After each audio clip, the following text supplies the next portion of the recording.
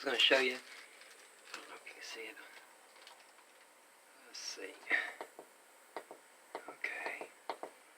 So I thought this was what I produced a week, but 67.2 kilowatts right now is what we're producing off the solar panels. And then over here, if you look at this, hold on a second, what phone? Okay. I don't know if you can see it, but we're running the house, off the solar panels. So it's not taking any from the batteries.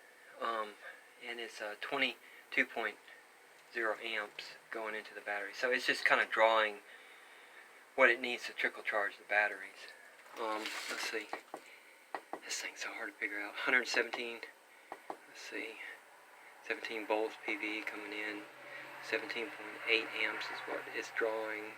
67.2 kilowatts is what it's producing. 13.7 volts battery. And 21.8 amps is what the batteries are using. And it's 91 degrees. Ugh, it's a little hot. See, there's a little sensor down here. Right here. So you want it near the batteries. I guess it came off. Great. And I may need to put a fan in here. Because when it senses the temperature is too hot, it might think the batteries are hot, which they're not. They feel fine. They're cold, actually. But the air in here is hot.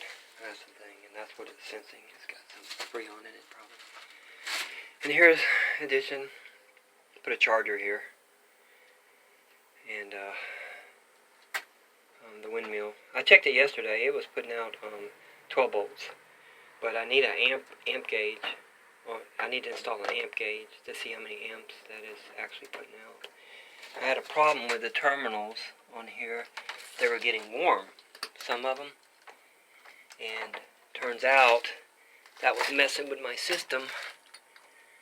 It's causing throw everything off. They're all cold now. But I got these clamps. These are a lot better. They're aluminum. They match what the wire is. These copper ones, I don't know, you got to order a tool or something to clamp them with, but I did the best I could, and they seem to be okay now. None of them are hot. But I see on solar, that is a big problem. You want to make sure all your connections on your batteries are not getting warm, because it's doubled. I mean, it's like 50.4 amps yesterday that I was missing out about 30 amps. So when I fixed these battery cables, it immediately, I turned it back on, and it doubled the amount of amperage that my batteries were. I guess the resistance, this was sensing resistance and cutting back on the amperage for the charging. So I know there's plates and stuff you can put in here, and I got to build a battery box outside. They don't need to be in here. But that's what we got. That's where I'm at on the solar.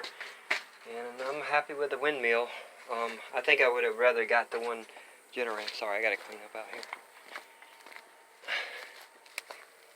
Right now it's not spinning, but it's been spinning since I put it up. I got to bury these wires here. There it is. Just sitting there right now. But really at nights when I want that thing spinning. I think the one with the alternator is a lot better. It takes a lot less wind. This takes about 2 miles an hour to spin. And the other ones, I mean, you can just lightly blow on them, and they have a 9-blade. And so I'm happy. I think the windmill is a good addition to the solar. But I think that the $130 windmill, it does its job, and it's good. But I think it's better to get it a little bit higher, which I'm going to do. I mean, maybe about another 14 feet higher, and put that plate and stuff on there. And I think that other windmill, I might add one more windmill. I might add a wind farm here. But we'll see how the other one will do. It'll take me a couple of months to save up for that. Maybe 2 or 3 months, but who knows, maybe I'll figure out a way to get it sooner. But that's where I'm at.